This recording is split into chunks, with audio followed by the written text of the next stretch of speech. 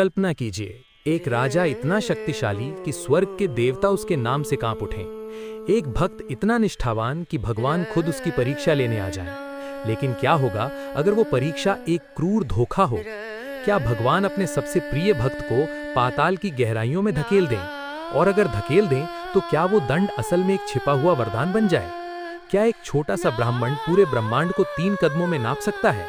क्या एक राजा का अंत उसकी सबसे बड़ी जीत हो सकती है? ये सवाल आपके मन में घूम रहे हैं ना?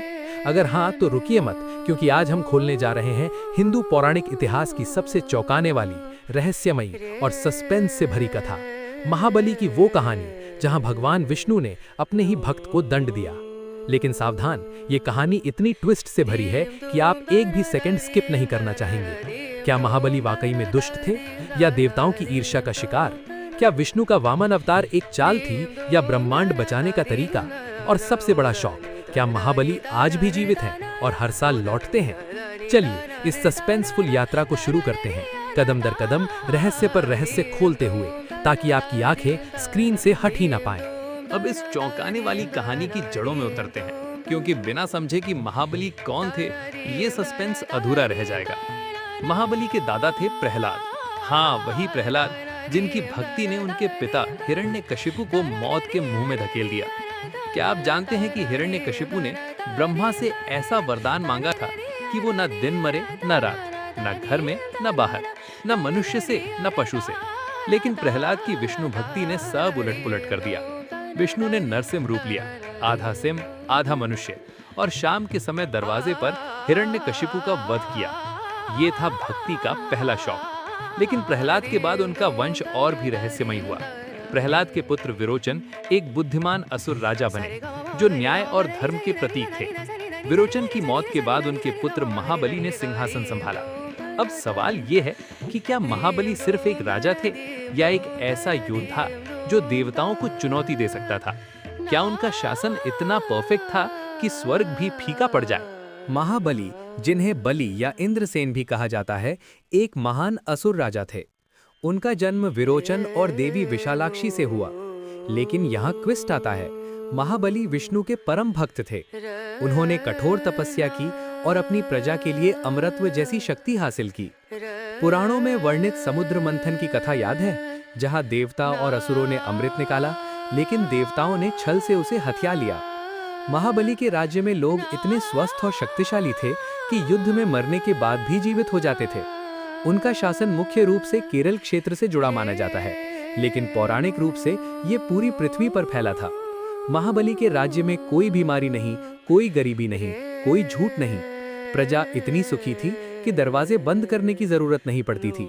लेकिन क्या इतना परफेक्ट राज्य देवताओं को रास आया? नहीं। महाबली ने अश्वमेध यज्ञ किए, अपनी शक्ति बढ़ाई और देवताओं से युद्ध कर स्वर्गलोक जीत लिया। इंद्र की गद्दी छिन गई। अब देवता कहाँ जाते? क्या ये ईर्ष्या थी या ब्रह्मांड का संतुलन बिगड़ रहा था? देवताओं ने विष्णु से मदद मांगी, लेकिन विष्णु तो महाबली के भगवान थे। क्या वे अपने भक्त को दंड देंगे? ये सस्पेंस अभी और बढ़ने वाला है। विष्णु जानते थे कि महाबली हिंसा से नहीं हराए जा सकते, इसलिए उन्होंने लिया वामन अवतार, एक छोटे से ब्राह्मण का रूप। विष्णु के दशावतारों में ये 5वां अवतार है। लेकिन क्यों? क्या ये सिर्फ दंड था या एक बड़ा रहस्य? महाबली एक विशाल अश्वमेध यज्ञ कर रहे थे, जहां वे सबको दान दे रहे थे। घोषणा थी, जो मांगेगा वही मिलेगा। तभी आया एक छोटा सा ब्राह्मण वामन। ऊंचाई मुश्किल से 3 फुट, लेकिन उसकी आंखों में एक खतरनाक चमक। महाबली हंसे, क्या चाहिए ब्राह्मण दे? वामन बोले, सिर्फ 3 पग भूमि। इतना छोटा अनुरोध, लेकिन महाबली के गुरु शुक्राचार्य ने पहचान लिया, ये विष्णु हैं। उन्होंने चेतावनी दी, ये छल है राजन, मत दो। लेकिन महाबली ने कहा, अगर भगवान खुद मांगने आए हैं तो मैं धन्य हूँ। क्या ये भक्ति की ऊंचाई थी या एक घातक गलती? महाबली ने संकल्प लिया, जल छिड़का। अब शॉकिंग मोमेंट, वामन ने अपना विराट रूप धारण किया। त्रिविक्रम। पहला पग पूरी पृथ्वी ढक गई, दूसरा पग स्वर्ग लोक ढक गया। अब तीसरा पग कहाँ? महाबली ने सिर झुका दिया, मेरे सिर पर प्रभु। विष्णु ने पग रखा और महाबली को पाताल में धकेल दिया। क्या ये अंत था? नहीं, ये तो बस शुरुआत है एक और बड़े ट्विस्ट की। पाताल में पहुंचकर विष्णु महाबली की भक्ति से प्रभावित हुए बोले, बलि मांगो वरदान। महाबली ने कहा, प्रभु आप मेरे साथ सुतल लोक में रहें, मैं आपकी सेवा करूं। लेकिन लक्ष्मी जी ने हस्तक्षेप किया। उन्होंने महाबली को अपना भाई बनाया और विष्णु को वैकुंठ वापस ले गई। फिर विष्णु ने वरदान दिए। महाबली चिरंजीवी बने, अमर। वे चतुर्मास के 4 महीनों में विष्णु के साथ विश्राम करेंगे और हर साल अपनी प्रजा से मिलने आएंगे। ये ओणम पर्व का रहस्य है। लेकिन सबसे बड़ा शौक, महाबली को अगले मनवंतर में इंद्र बनाने का वरदान मिला। क्या दंड असल में एक प्रमोशन था? क्या विष्णु का छल भक्ति की जीत था? ये कहानी हमें झकझोरती है, क्योंकि यहाँ देवता ईर्ष्या करते हैं, भगवान छल करते हैं, लेकिन सब धर्म के लिए। केरल में ओणम आज भी महाबली की याद में मनाया जाता है। 10 दिनों का उत्सव, पुष्प रंगोली, नृत्य, 26 व्यंजनों वाली थाली।